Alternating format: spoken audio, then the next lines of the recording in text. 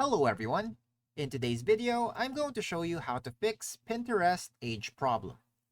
So first up, what you need to do is to pull up the Pinterest app on your phone, and then what we're going to do here is to update our profile information.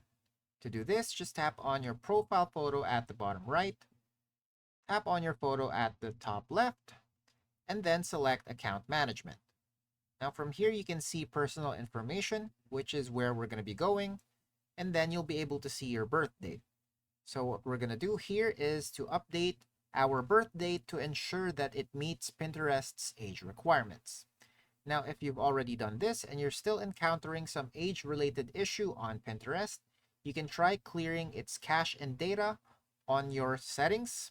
So just make sure to head to your settings and then look for Pinterest and then go ahead and clear its app cache or data.